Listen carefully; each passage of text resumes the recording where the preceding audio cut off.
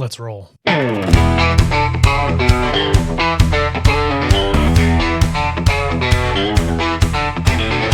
Hello and welcome to the Must Read Alaska Show.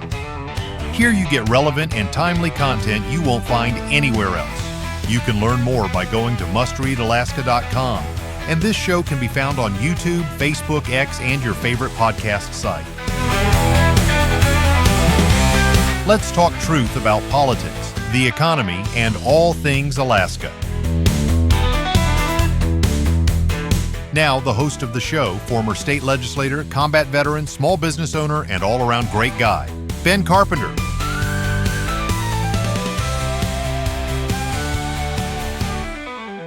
Well, welcome to the Must Read Alaska Show, friends. I'm Ben Carpenter, your host and guide on a journey of discovery, of truth and independent-minded thinking.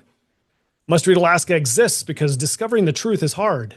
It calls upon us to be relentless in our defense of common sense, our faith in God, and the exceptional values enshrined in our Constitution. Freedom is not free. It is not for the timid. It is not secured by the weak of heart or mind.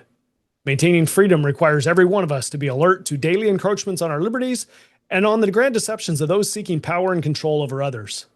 Every generation must pledge their life, their fortune, and their sacred honor, and we must never take our freedom for granted. We are not anti-government. We are pro-government, of the people, by the people, and for the people.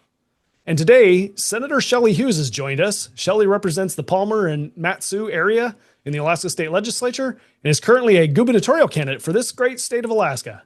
Hello, Shelley, and welcome to the show. Yeah, thank you, Ben, for having me and the opportunity to speak from people around the state, the discovery of truth, the discovery of all the things that are all about America, all about Alaska. I'm all for it. And one of the things you will discover is that I am not seeking power and control over the people. The foundation of our republic is not about that. Our elected leaders are to represent the people and it's a two-way street with the republic, right, Ben? We listen, and then we take action based on the input of Alaskans. And that I have demonstrated that throughout my time in the legislature. I'm definitely not a bureaucrat or a career politician. Spent many years in the private sector, and I appreciate so much how Alaska has opened doors of opportunity for me and my family. I was under the poverty level as a young mom with little children, and Alaska was a place where I could move out of that, move up and out. And I want that for this generation and those following. And that very much motivates me. You know, Ben, when I thought about this and this decision to run, one of the things I considered was the fact that my husband served in Vietnam. My sons and sons-in-law put their lives on the line to serve. I have a grandson now serving. And I thought, you know, if they can step up with that level of sacrifice, the least thing that I can do is step up and serve the people of this great state of Alaska and help ensure our freedoms, help ensure our prosperity, and help pave the way to more new opportunities, which really are on the brink, and it's exciting. But we're going to need someone who can hold the line. We're going to need someone with knowledge of the issues, with understanding of every region of the state, which I have because I've lived in virtually every region of the state, and someone that when the voters select me for governor, they will know without a shadow of doubt, Ben, that when I will do what I say. So I have had plenty of opportunity to say one thing during a campaign and flip on it, and I haven't done it. And I will not do it as governor. I will stay true to the people of Alaska and to my word. And I think that track record of mine helps prove that. And at the same time, Ben, I have to step back and realize that the accomplishments and things that I've done for the state of Alaska, they haven't been by myself.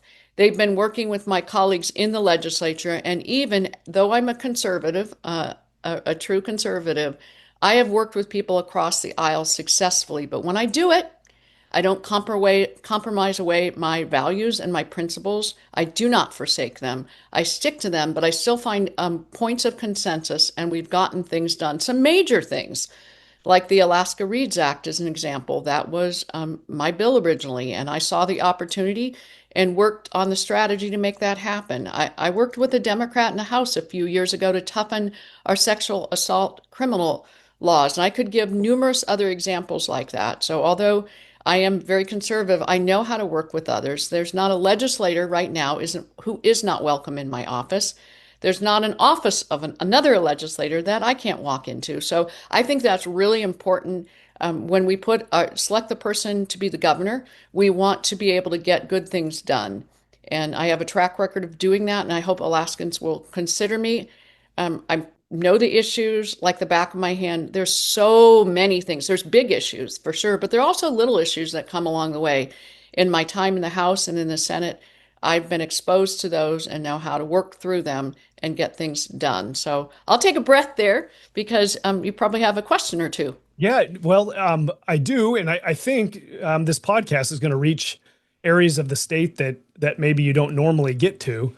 So I thought, why don't you introduce yourself to the audience that maybe they haven't met you before, haven't had the opportunity to meet you, and who is Shelley Hughes? Who is Shelley Hughes? Well, I'm going to tell you right off the bat how old I am. Some people don't like to do that. I am 67 years old. I came up to Alaska as a teenager in the 70s to Southeast Alaska, lived on Chichikov Island, 3 miles from Hoonah, in a faith community. And some people will try to say, oh, it was a cult. I will tell you right off the bat, it was not a cult. We were free to come and go. And I love the people and stayed in touch with many of them. I taught in the private school there for 4 years. I know many of those young people now grown up, not too much younger than me, who are very successful as professionals. So I'm very proud of that. And it was a great place to start because we lived without running water, without electricity, without plumbing. We heated our cabins with wood stoves, cooked over wood stoves, had outhouses, the whole 9 yards. And it was a very Alaskana experience in fishing, hunting, eating venison down there in Southeast, picking berries, growing our own food as much as we could. It was a wonderful experience and introduction to the state. And then after I was there for, it was 5 years, I moved up to Bethel. My husband was working for the Yukon-Kuskokwim Health Corporation, supervising health aides in 50 villages. Had a great time there. By then I had, I had 2 children by then. Then we moved up above the Arctic Circle to Fort Yukon, where my husband was medical director, and also for a season in Fairbanks, where my 3rd child was born. Next stop in our great tour of the state of Alaska and learning about it and loving every region, we moved down to the Kenai Peninsula to Seward, where my 4th child was born. And then finally in 1990, we settled in Palmer, Alaska, and we've been here, I guess it's been 35 years. It's been a great place to raise the family, but we enjoy all the parts of the state. And I tell you, Ben, when you live in different parts of the state, part of your heart stays there and you really care about it. And one of the things that I've been very passionate about is education throughout our state because my children went to public schools around the state. And I know how important it is for every child to have an opportunity, and they need an excellent opportunity, excellent education actually to seize that opportunity. So that's one of the many issues I've worked on in the legislature, and I'm very concerned about, and would continue that in as governor. So that's a little bit about me. I worked in the private sector as a project consultant for a number of different companies and nonprofits, and also had a small business for a short time for health products. Let's see, what else did I did? I worked in the medical area in the private sector for the Primary Care Association. And, but you know what I'm most proud of, Ben, doing in the private sector? What's that? This may throw people for a loop. I was a stay-at-home mom for over 20 years. Now, I worked a little bit part-time remote from home, but I am most proud of that accomplishment. I have 4 children who are all incredibly successful in the private sector themselves. Well, one is Air Force. So yeah, and he's a pilot, but he's also an attorney. He's preparing for that time after the Air Force. I have a daughter who's a physician. I have a son who's a very successful real estate agent, and a daughter who is a public relations lead for a large energy, one of the largest energy companies in the United States, serving over 9 million customers in 6 states. So I think I did a good job in the private sector in that realm. I raise children who are productive citizens and giving back to their communities. So that's a good thing. And I do count that as private sector time as well. So yes, I have been in the legislature, but I'm definitely not a bureaucrat. And I have been one of the ones that have stood my ground and pushed back about many things that we've just assumed were impossible to fix. And I will keep doing that, and we will keep fixing them. Well, one of the things that you've got to do now as candidate for governor is to convince Alaskans that they should trust you to lead the state. When we think about fiscal responsibility and our state budget, Alaska has faced a persistent budget deficit into the billions annually. And this is primarily, in my opinion, because our revenue sources, our statutes, and our spending habits are not aligned. Can you share your vision for Alaska and its long-term fiscal health? It is so important for us to have vibrant communities and healthy families. You have to have a strong economy. And when your public sector is outbalancing your private sector, you have a problem. In the last about a dozen years, our what we call traditional revenues, i.e., taxes from the oil industry, is about $4 billion less than it used to be. We can't make that up on the backs of Alaskans and businesses and industry. It's far too great of a number.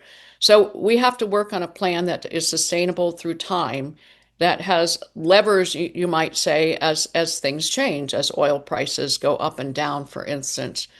And I actually worked with you, Ben, on a bipartisan working group. I was on two having to do with the fiscal plan. The second one was the successful one.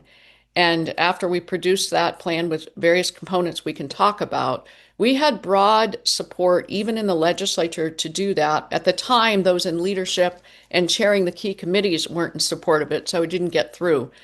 But that plan needs to be back to the table. Alaskans need to be aware of it. But I think first and foremost, part of the things that prompted me to be in this campaign was I wanted real conversations. I don't pander for votes, Ben. I want people to know the truth. I want them to know the situation we're in. And I'm not going to make promises I cannot keep. I will tell people, and I will work the best I can. I will work extremely hard, but I don't have a magic wand. But I can explain things to the public in a way that I think will be helpful. You know, one of the things I have done while I've been serving is I don't rely on the media to share with the public what I think, because they often don't get it right. I speak directly to the people, and I've been doing that for years, whether it's meeting with local people in coffee chats. I don't know how many I've held over the years, and also speaking just directly through video with the people, live as well, so I can interact with the comments that people are doing.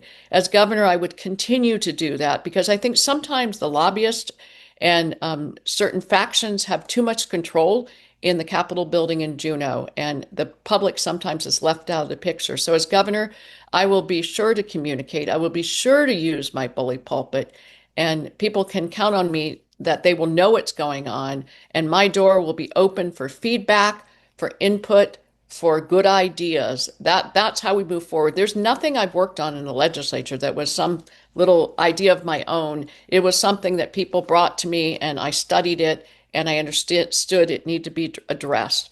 And as governor, that's what we do now. But I will tell you, with my statewide perspective and the fact that I have stayed working based on principles, I think Alaskans can feel comfortable. You know, sometimes trust is something that really interferes in our republic, where someone is elected and then they backpedal. That's not me. I won't do that. And I think on the fiscal situation that you brought up, it's one of those things we have to a real conversation, and we have to understand. And do you want to talk about those components, or? Well, I think one of the main dividing issues that I have seen in my time in the legislature concerning the fiscal policy of the state is this intractable PFD problem that needs to have a solution, but we continue to fight over it every year. So as governor, what place does the PFD have in your vision for Alaska? Well, my style, as many people know, is to be very forthright and real with people. The PFD is very challenging right now. It is extremely challenging. In fact, it's at risk of going away. There not being the money, the way the legislature has been operating to pay it. When we go back to the early 1980s and even back to statehood, when we were accepted into the Union, I'll mention that first. I don't feel like we came in on equal footing compared to the rest of the state, and I would fight that all the way up to the U.S. Supreme Court, and I would be looking for an attorney general that would do that, because not only did we give away 63% of our land to the federal government, which is far higher than other states. New York, less than 1% of their land is owned by the federal government. So I think we have some room to take back our state right to more of our land that would help with the fiscal situation. But also, we gave away our subsurface rights as individuals, which is very unique among the states. And it was a little while later in the late 70s and 80s where that became a reason where the permanent fund was established, and the PFD would be something given to Alaskans in lieu of not having our subsurface rights. Now, that wasn't at statehood. I'm not going to try to twist that and make people believe, but that was part of the reason why it seemed to make sense, and it still makes sense today. However, the way the formula was written is it would be quite large. I would love it if we could pay out that. We aren't fiscally in a situation. We have tremendous work to get our fiscal house in order. But I believe it is part of our economy, the annual PFD. It's part of our culture. And because we don't have subsurface rights, I think it does make sense. And I can't do it alone, though. It takes work with the legislature. So I'm not going to go out there and promise you that you're all going to elect me and you'll get a big PFD. I can't promise that. But I will say that I will work my best to try to secure it. And I believe part of our fiscal plan was to put in the Constitution that a PFD would be paid according to statute. Now, would the statute be changed? Well, there would be the ability for it to be changed. But just to put people's minds at ease and at rest, when Walker vetoed the PFD and the court said that was allowable, that the legislature had the discretion, the old statute is in there. And how many years has that been? It's been 9 years, and there hasn't been the political will to repeal that or change it. So I think the idea that the formula would be constantly adjusted in statute, it hasn't proven to be the case. Another thing that I would like to see is to remove actually routing the PFD once a statute were settled upon. Instead of routing it through the budget process where it can be played with, is have it be directly channeled to the Department of Revenue to issue the PFD checks like it was for a number of years. Do you happen to remember, Ben, when they switched it and they went to the budget process? I don't remember what years, but there were more years that it wasn't that way, I believe now. We may have crossed a tipping point. But I think that's a smart way to do it. If you say a PFD shall be paid according to the statute in the Constitution, and it shouldn't be interrupted by the legislature, and there would be no reason to do that. And I think that would give Alaskans some assurance. You know, one thing about the PFD is every dollar from a PFD spent in the private sector has a greater multiplier effect. It happens to be when you have a family with each receiving a PFD, it is a great boost to small business owners. And our small business owners are moms and pops. And so the average loan that a small business owner is seeking to increase something in their business is about $10,000. So if you have a family that's receiving a decent PFD, that really helps in that way. So we see private small businesses benefit from the PFD. So that is something to really consider, and a diversification of our economy and expansion of our tax base is also part of what we need as a fiscal plan. So, yeah. I think that's a great segue into the next topic that I think that is important for you to address and for Alaskans to understand. We've got this issue in the legislature every year that we fight over how to spend the oil revenue. We fight over what spending reductions to make or not to make. Maybe there are additions that are being made in spending. There's been an overwhelming opposition to any new taxes. it looks like 100% of the permanent fund earnings is going to be spent to help pay for state government if we don't do something else. And that something else is either we have to have new revenue or we have to have significant cuts to alleviate the pressure on the dividend. So concerning the Alaska's private sector economy, what do you think needs to be done to boost that economy and connect that economy better to the decision making that happens within the state budget? I think number one is a constitutional spending cap. Right now, industry and business is always concerned that the legislature is going to come chasing them down, increasing, adding new taxes. If we had a spending cap, that gives them more certainty that investing in our state, expanding their footprint and their work economic activity won't be inhibited in another year or two by our adding a new tax or increasing taxes. So a spending cap, we have an old one that's in the Constitution right now, but it is meaningless. It's way too high. I think we need a reasonable one. I would like to have some leverage or leverage isn't right, maybe the word valve, so that if in a time when our savings are built up and our the revenues are such that we have extra, that we can put that into capital infrastructure. We are a very lean state when it comes to infrastructure. Look at a map of Alaska, very few roads. So I wouldn't want to reduce that capital budget in a way that would be harmful. Right now, that's really where the legislature initially went, is cutting the capital budget. I think it's been wrong as the operating budget has really not been sized down. Now, there were some cuts this year by virtue of the fact there was very little money. So that was a new thing. But as far as the reductions, you and I have worked on something called the Sunset Commission. Some of your listeners may know what that is, but I'll try to explain it quickly. It is a mechanism that has worked well in other states. And so I filed a bill a few years ago, modeling it after that, after researching and studying it. And what it would do is there would be an independent, objective audit team set up, made up of private individuals with business and finance experience, people who know how to run a lean, mean machine in the private sector. And they would not be under the jurisdiction of the governor or the legislature, but they would provide reports in bill form. So not just a report that collects dust on a shelf, but an actual bill with their recommendations to make agencies streamlined, efficient, effective, delivering services to Alaskans the way they should, to do things in a timely fashion without delays. Maybe getting rid of duplicative things happening in different agencies, just how to make our government more responsive and responsible to the people, to the taxpayers. And those recommendations would go in a bill form, at which time the legislature would have two choices. They could ignore the bill, and the agency that the bill was about would sunset. Thus, it's called the Sunset Commission. More likely, if it's an agency that actually provides services that Alaska needs, the legislature would take that bill up. They could change the language and pass it. It wouldn't have to be identical to what these objective audit team would recommend. But we've seen in other states, the rate of recommendations that are taken up by the legislatures are usually 80–90%.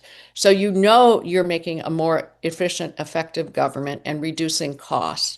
And, sometimes things were set up in the 70s and 80s, made sense back then, but they've outlived their useful life and it's time for them to go. Sometimes we might discover an agency actually is understaffed and it's taking far too long for them to meet their constitutional obligation and statutory obligations. So we might need to add a staff person in that office or add improved technology to make things more efficient. So the Sunset Commission is an important part of a fiscal plan. I think that is something we could get bipartisan support. One of the things as our legislative auditor will audit different things like boards and commissions. And it's pretty rare that people get divided along party lines as far as what the auditor is recommending. Typically, if something needs to be done to make a board or commission more efficient and more responsive to the public, we typically agree. It's the auditor doesn't have skin in the game in that boards and commission. They're just presenting what they see. And I think that's the way the Sunset Commission would be. We'd we'd take it and we would value that input. And I think for the most part, most things would get implemented. So that's one way to bring your cost down. We can talk, this wasn't really discussed in the fiscal plan, but the economic diversification and expansion of the tax base for me as a Republican is ultra important and really where it needs to happen. And there's so many opportunities. We're on the brink of some of those that we know about. There's potential for more that haven't been discussed yet.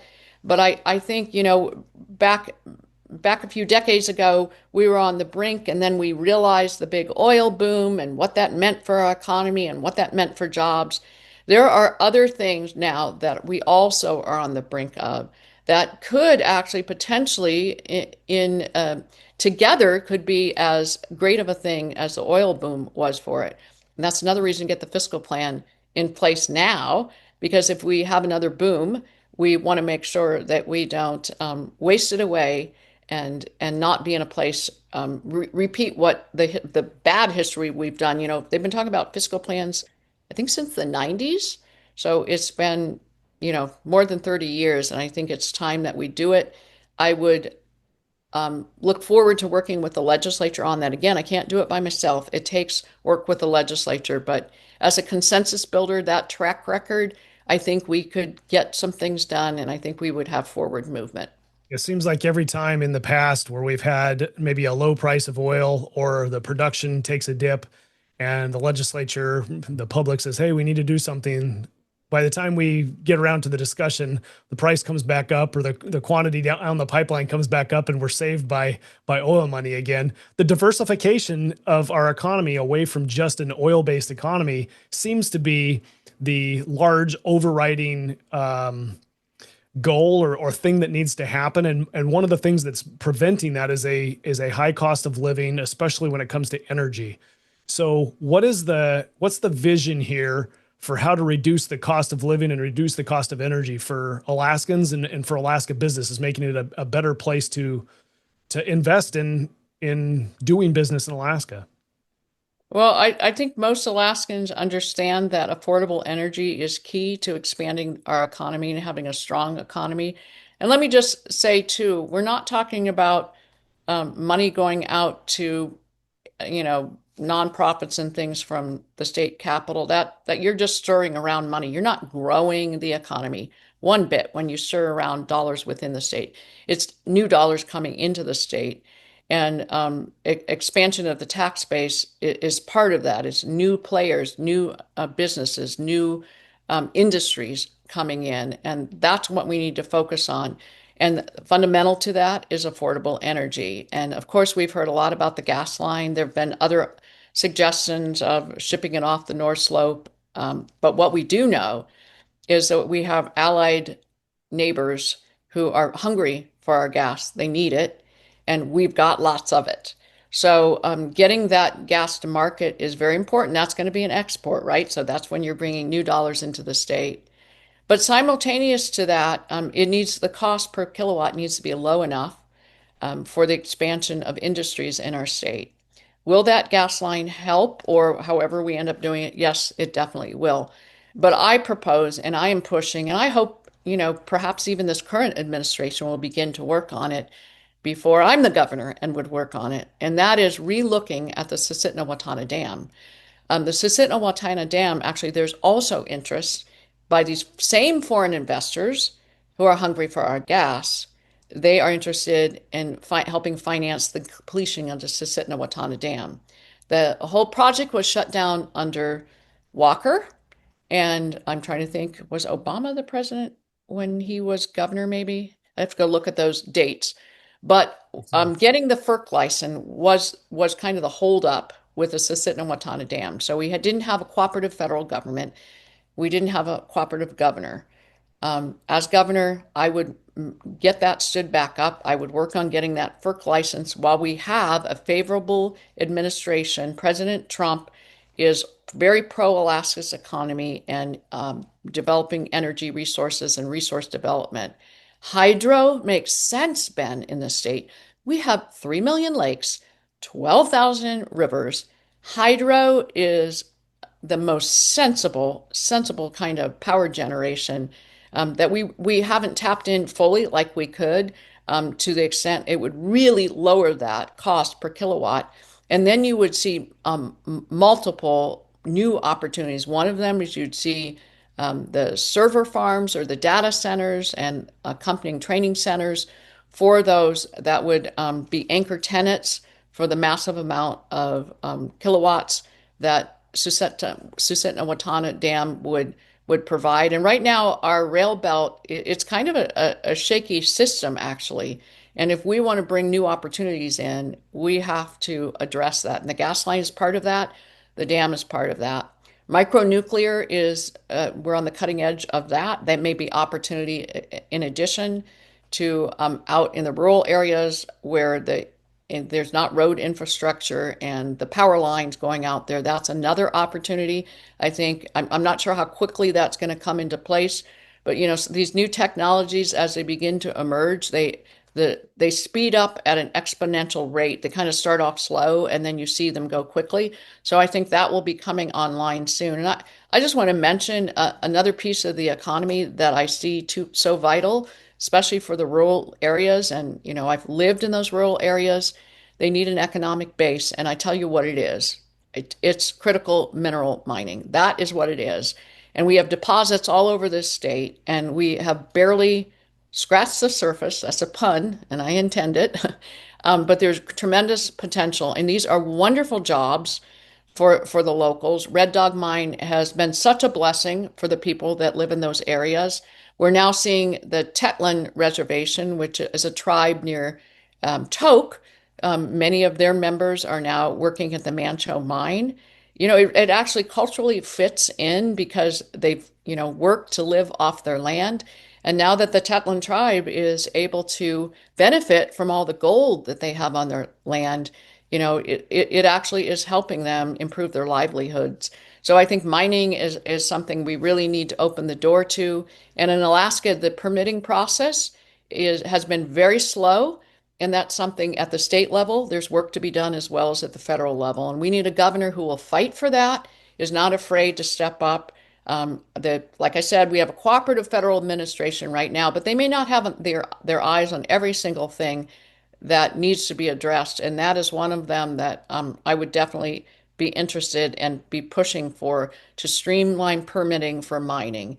We have 49 of the 50 critical elements, and we're far too dependent on China. Alaska can help our own economy, but also help our national security by increasing our mining operations, and it would be wonderful. These are six-figure jobs. They're good for families, and we want to open that opportunity to a much greater degree than it currently stands. I could spend all day talking about the economy and entrepreneurship and what's necessary to grow the economy. I want to transition just a little bit here to stay focused on the high cost of living. And part of that high cost of living is also for both the the state budget and individual budgets is healthcare.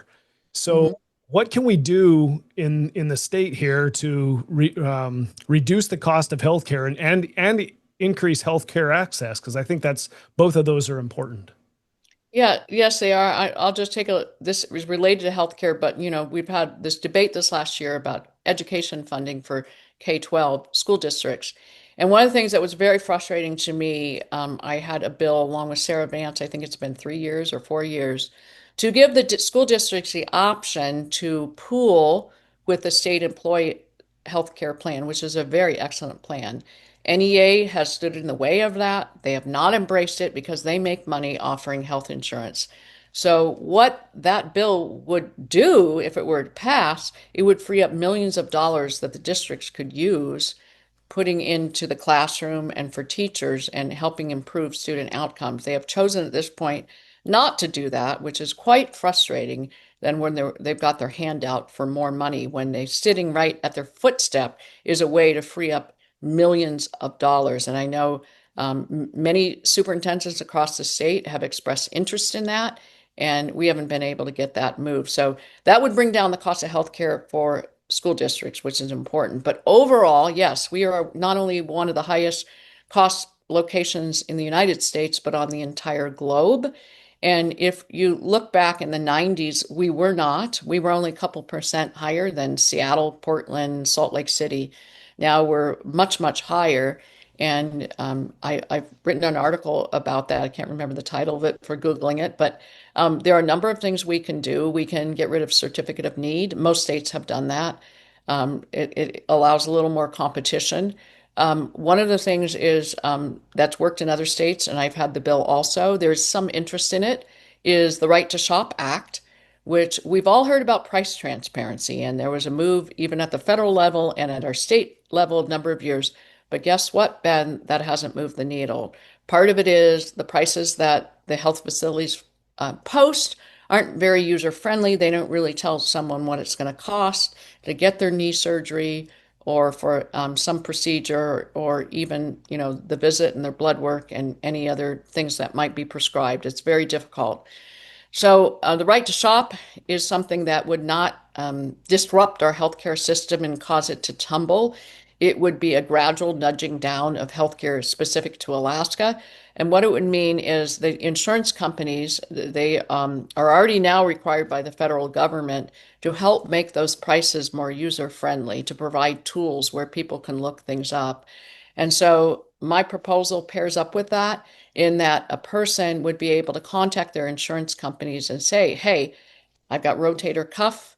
I'm supposed to be getting a surgery, and I'd like to know what the different costs are depending where I go.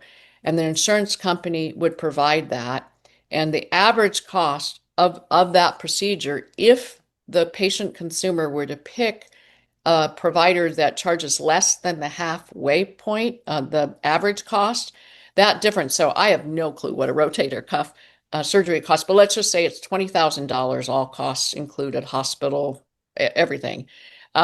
And that's the average cost, and the highest cost is 25, and the lowest cost is 15. So you got about a $10,000 range there.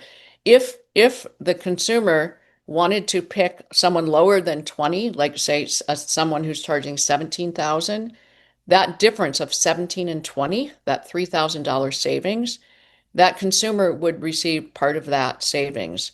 And so would the employer, if the employer is providing that insurance, because we want employers to encourage patient consumers, their employees to shop.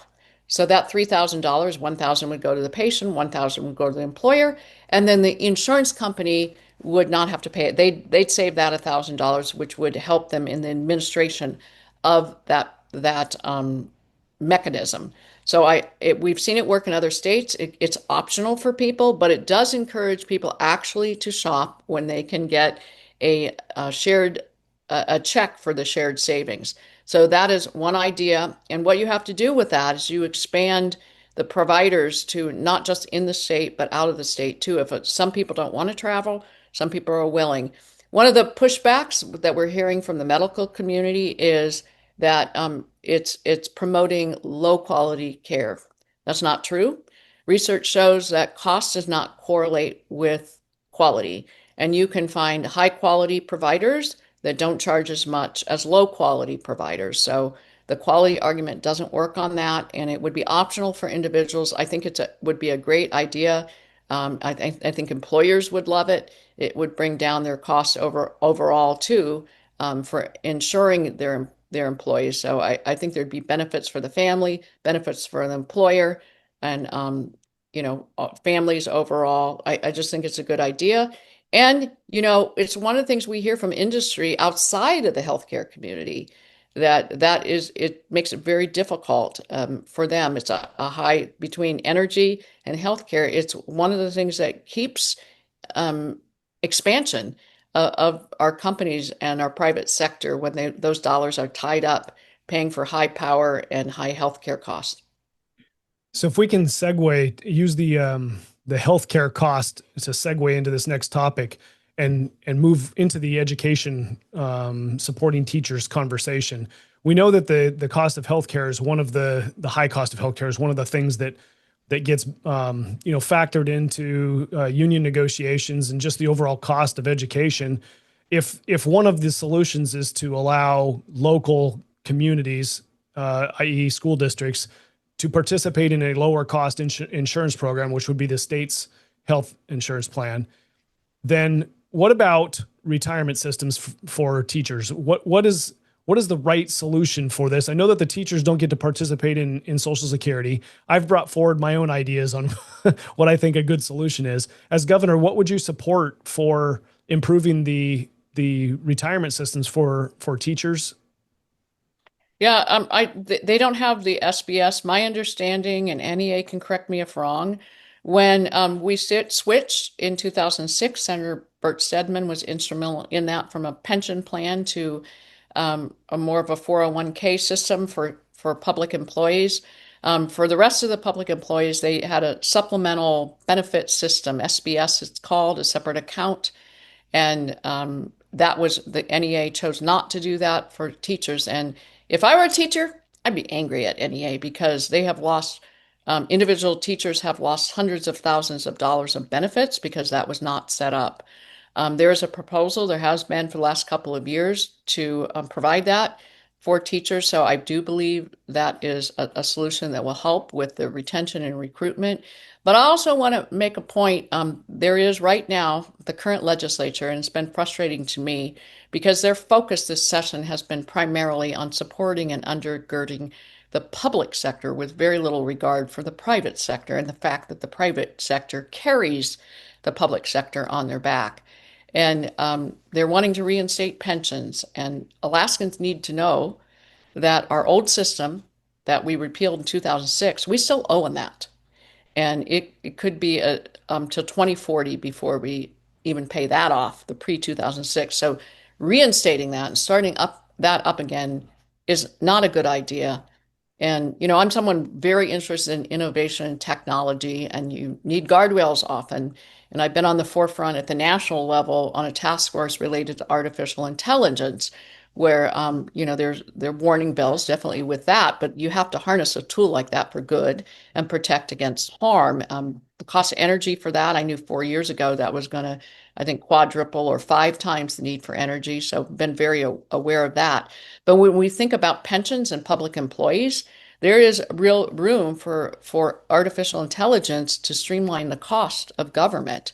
And it might mean in an office of 6, you need 1 less employee, right? So what you're going to see over time is you're going to may have fewer employees trying to pay for retired employees who are living longer and have higher health expenses near the end of their life. And that math does not work. So I think along with the SBS system, we just giving salaries that are adequate and competitive enough. We need certain expertise in government. We don't want the leftovers from the private sector when we want government to be run efficiently and effectively and well. So we need some good people. So I think looking at the salaries, looking at the SBS, those are very important things. And then we just need to be real, because there's so much research out there that young people do not want to stay in the same job for 30 years ago. Decades ago, someone would get a job in the same factory where their dad was, and they'd be there for 30 years until retirement. That is not the case. Young people like to change it up a little bit. This generation, I'm not just talking those coming out of high schools, I'm talking about those in their 30s and 40s. That is the generation, that is our workforce. And we have to, trying to use golden handcuffs to lock them into a job by offering a pension that is going to sink the ship, is going to overburden Alaskan families. That doesn't make sense. We have to think of alternative ways, make sure we have excellent teachers and that we have excellent employees with expertise in state government. One of the issues, and this is changing the subject for a minute away from cost of government and cost of healthcare, but does lead us to a conversation about making sure that our government is responsive. One of the issues that's kind of flirting around at the periphery of public consciousness right now is this issue with grand juries. There's been many allegations, and I've spoken about this, I've written about it, I've conducted interviews about this, there's been allegations that the state Department of Law and the judiciary are not treating grand juries the way that they should be treated. Would you, as governor, support an independent commission or some independent investigation conducted publicly to get to the bottom of this grand jury issue that we are experiencing right now? I would support it, Ben. And, the constitutional guarantees the right to a grand jury. And it's not just a statute, it's in the Constitution. And we have to uphold that. And if there's nothing to hide, those that don't want the investigation makes you wonder, doesn't it? So, yes, I would support that. And I want to say, I have many friends and actually siblings who are attorneys, and they are people of integrity. They're good people. So I'm not bashing that profession at all, but we need to make sure that things are being done properly and according to the Constitution. And I do have concerns. There are always two sides to the story, but overwhelmingly, there seems to be evidence stacking up showing that we have a true need for an investigation, and we need to get to the bottom of this. It shouldn't be the prosecutor, the attorney general deciding whether things are going to move forward when it's guaranteed in the Constitution. I think we need to kind of tease this out, see what's been happening, and set a process that is fair and right and constitutional for the people of Alaska. There was a recommendation made by the Alaska State Medical Board urging the legislature to restrict gender-affirming care for minors, citing risks and insufficient long-term evidence. I know that this is a polarizing issue, and there's critics around that argue the board lacked input from practitioners and others. As governor, what would be your approach to gender-affirming care for minors? First of all, that's an 80-20 issue. So the ones that don't agree with that are very on the fringe, on the edge, on the extreme on that one. And the science does back up that it is not proven to be safe. There are nations in Europe who have chosen to ban those kind of surgeries and hormonal treatment for minors. The evidence is there that should be the policy. So I do support that. And as a reminder, I had the Protect Girls Sports bill. When was that? 4 or 5 years ago, kind of before there was a tremendous amount of conversation about it. And we actually got it to the Senate floor, and it was unfortunately tabled, including by some people that people would be surprised. And it's unfortunate because we could have settled that matter. We're still hearing about the problems of that situation, whether it's in the locker room, the showers, the bathroom, or on the courts and the fields. That's also a common sense 80-20 issue. And when I say 80-20, I think most people know what that means, but 80% of Americans, 80% of Alaskans agree with protecting girls in sports. They disagree with allowing a biological male in private spaces, and they disagree again on allowing treatments and medications and surgeries for minors for making such a huge life decision when their brains aren't fully developed and they aren't ready to make that kind of decision. And it's devastating later in life for many individuals, regret it, and it's a very difficult and challenging situation for those adults now. There's an effort, again, during this election cycle to repeal ranked choice voting. I know that you've supported efforts to repeal ranked choice voting and the top 4 primary. Many people say this is an unnecessary and wrong way to conduct elections. Can you explain why you oppose ranked choice voting and what electoral reforms you would support as governor? I can, but before I do, I just want to go back and say that my heart goes out to these young people that are conflicted with their identity. My prayers are for them. It's a tough, tough thing. In life, we all have different challenges. Some people struggle with certain things in one area and another area. So this is not anything about, not caring for these young people. The very reason I believe we should follow the science on this and the young person should wait till they're adult is because I do care for them and I do love them and I do want what's best for them. So now moving on to RCV, ranked choice I voting. appreciate that because it's really important to not miss the human element of this.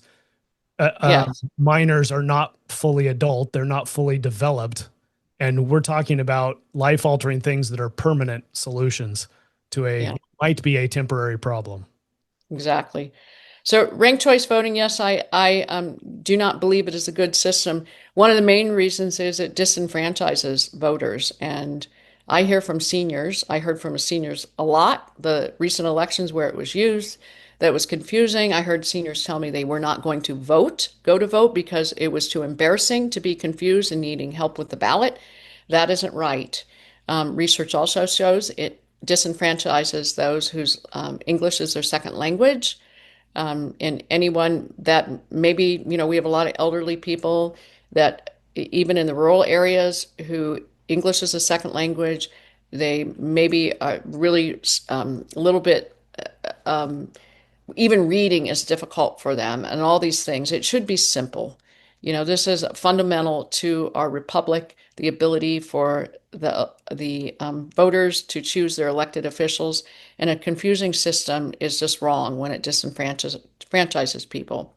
The other reason, which a lot of people don't talk about, but I think is fascinating, is the way it works is those in the first round who pick the least electable candidates that are tossed out. Their votes, their second and third and fourth choices.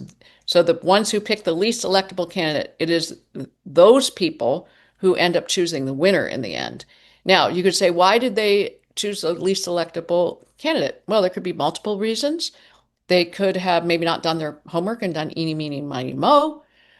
They might go for the very extreme fringe candidates, or they might be trying to play games to manipulate the system. Well, a ballot shouldn't. It should be free of playing games to the most extent possible. And the Democrats should have the right to pick their candidate. The Republicans should have the right to pick their candidate. Any party should have that right, and to have somebody else. If the Elks Lodge in one community, if their members are picking the board of the Elks Lodge in another community, that doesn't make sense. And it's the same way with the primary. The people who are like-minded on the issues should be able to pick their lead candidate. And so that just makes sense, and it also simplifies it to one person, one vote. We're gonna be able to have seniors come back to the polls. We're gonna have people who don't speak English fluently back to the polls. And I think that's what America is about, making sure everyone has access to the polls. Ranked choice voting restricts that. I appreciate that answer, Shelley. I'm a firm believer that the purpose of leadership is to help make things more simple, not more complex. And the thing that we did as a people made our election system more complex, and I think it's the wrong direction to go. Mhm. So at the beginning, you had talked about your door being open to other legislators, and other legislators' doors are open to you. You've positioned yourself now as someone who can work across the political divides, and we know that this legislature is fairly politically divided. Whether it's very easy to see with regard to the letters behind your names or not. Can you go over again what your strength is in regards to being able to collaborate without abandoning your principles? That's what you say you're able to do. What's the evidence that shows that that's a true statement?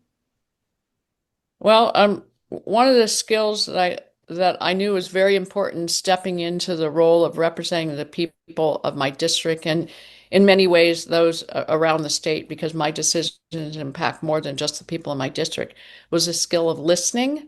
And so that's one of the reasons why my door's been open, and people have my cell number. I meet frequently. I make myself available, is because it's important to listen. And then I take that skill when I work with others who are the decision makers, to really listen. What is it that is really important to them, and can I build on that and agree with that in a way that it won't abandon my principles? And I can give several examples of when I have done that. We talked about the Reads Act. We talked about the strengthening the sexual assault criminal laws. I've done that with agriculture and moving some pieces forward. There's a lot more work in that area, but we have moved the needle with some things, and I worked with a Democrat in the House on that. I mentioned I've always enjoyed innovation, and I've been a bit of a lead in the Senate on that. And actually, one of the very, very first things I did when I came to the legislature, Ben, is it was a time when people were very fearful of drones and spying on us. And there were states that were putting forward bills to ban drones within their state borders. And so I had a number of people in my district around the state wanting me to file that bill. And of course, I don't want people spied on either, right? We have our liberties, we have the right to privacy and such, and we want our data protected. I get all that, but I started researching it, and I realized, it would be a bad actor that would use one of these tools to spy on someone. But the tool itself, there was nothing inherently evil in this piece of equipment. And we are an aviation state, right? We have limited infrastructure, road infrastructure, as we discussed before, and massive land areas. And aviation has been so essential to our existence. And I started realizing how this tool could be beneficial in so many ways, whether it's inspecting pipelines on the North Slope so they don't have to shut down operations at the cost of millions and millions of dollars, whether it's managing wildlife. When you swoop an airplane down to count fish or to count bear or caribou, what do? They scatter. You bring a drone over, you can count that wildlife. So for wildlife management and for search and rescue, and even especially in bad weather, we don't want to send someone out for search and rescue where they also could suffer even death in that search, but sending out a drone, if the piece of equipment gets destroyed because of bad weather, we haven't lost a life, right? So I saw so much potential for benefit that instead of writing a bill to ban them, instead, I had legislation welcoming the industry to our state and setting up a task force to address the public concerns. And that is what we did. We had the task force. I chaired that for a number of years. Even before the FAA had really stepped up to really give guidance, we were making recommendations, and we were a model for other states with that. And when I did that, I will tell you, Senator Scott Kawasaki from Fairbanks, he actually was looking at I think he actually filed a bill to ban drones because he was hearing the same thing I was. And after hearing the hearings and the benefits, he actually ended up signing onto my bill and became the champion on the Democrat side for that. And as a result of that, we became one of the first 5 test sites in the nation that the FAA set up, and we're more advanced in our testing ability than any other state in the nation. And we don't have a huge unmanned aircraft industry, but we have a solid one. And companies and players in our state working in that industry because we were so welcoming. So that's an example, again, where I worked across the aisle. I worked on something that made sense for the private sector economy and to be a tool for government use. One of the things I got in an intent language in a bill way back then was that the Department of Transportation start using drones to inspect bridges and wherever they could to save money than, sending, a team of people and climbing all over the bridge to see what's going on, how cost effective that is, and for troopers. And I am pleased today to say that the Department of Transportation does have a drones that they do use, and it is a cost saver for that department. Well, we're reaching the end of the time that we have for this episode. I'd like to give you the last couple minutes here to leave with our viewers what your final thoughts are on your candidacy for governor. So the floor is yours for the next couple minutes. Thank you. One of the things I've been a champion since the early days is standing up for our states' rights with the federal government. Our founding fathers did not intend there to be a mammoth a federal government, and they expected the states to be in an equal relationship, a balance between state power and federal government. And that has gotten out of whack. So I am vice chair right now of the National Federalism Commission that has worked on that issue. And I intend to bring that knowledge and that fight to the governor's office. There are a number of things that we need to rebalance that actually will help the fiscal situation, ensuring the federal government, who recognizes the tribes in the U.S. Constitution as they do the states, that they meet their legal obligations as far as funding for some of the things. We've taken that way and we've turned it and put that burden on the state. And I want to revisit that and fight for what is legally and constitutionally should be coming to the tribes. And it's not to create division. It would not, because, for instance, there are federal dollars for transportation infrastructure that tribes can access that our State Department of Transportation could not. And the roads they would build with those dollars would be open to all of us. So that is one thing, standing up on the federal level. I have experience with that, and I will do that. And as we mentioned before, I have a strong track record of working across the political spectrum without forsaking my conservative values and getting many important things done that help our state. I have good relationships across the board with legislators and other thought leaders and experts in many fields. I don't claim to be an expert in anything, but my goal is always to listen and try to discern what is true and best. And that's one of the things, it's a daily prayer of mine that I can do that. And I think that my track record shows that I've been successful doing that, and I will continue doing that. And Ben, when someone chooses me as governor, I'll say choose Hughes, it rhymes. They will know what they're getting. They don't have to worry that I will change my way after I'm elected. I have a track record. I will stick with them, and people can trust that who they elect will stay true to who they've said what they would do in their stands. My regional knowledge gives me statewide perspective like no other candidate currently. And I know there are unique challenges, and I'm willing to work on those. We're one big state, lay it across the United States, and it'd be like dealing with the issues of a number of different states in the lower 48. We've got a big plate and a lot to do. But with my knowledge of those regions and my understanding of the broad spectrum of issues already, I will be able to hit the ground running. I know the ropes. There won't be a period where I've got to get up to speed. I'm ready to run out of the gate, and I will work hard to do the best for Alaska. And as I said, all the wonderful men in my family who stepped up to sacrifice for the country, I am willing to the least I can do is step up and serve Alaskans and help this state go down the right path, not get overburdened with taxes, but make sure this generation, the next, has continuing economic opportunity. We grow our economy in a responsible and smart way, and make sure we are able to have healthy and vibrant families and communities. And that is what it's about. It's not about me. It's not about a title. It's not about prestige. This is going to be hard work. And Ben, I actually hesitated and didn't make a quick snap decision on this because I think it is going to be a hard term. You're going to need somebody solid who is a fighter and will stand their ground. And I've proven to be that. And I do believe I'm the best choice to be our next governor. And all those listening out there, reach out to me if you have ideas or questions. My website is alaskansforhughes.com. My cell number is 907-841-1634. This is going to be a grassroots campaign. I don't have millions of dollars in my back pocket like others, but I think that Alaskans are going to see who really has a handle on the issue and who is ready to run out of the gate doing the right thing. And that is the person you're looking at on this screen right now. So thanks, Ben.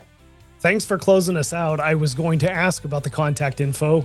You're experienced enough to know that question was coming. I appreciate it. So thanks, Senator Hughes, for spending some time with us. Folks, if you like what you've heard and seen on this episode, please head over to mustreadalaska.com, click on the donate link, help us to keep the lights on and keep moving forward with bringing exciting and informational guests to you. Until next time, Alaskans, stay frosty out there.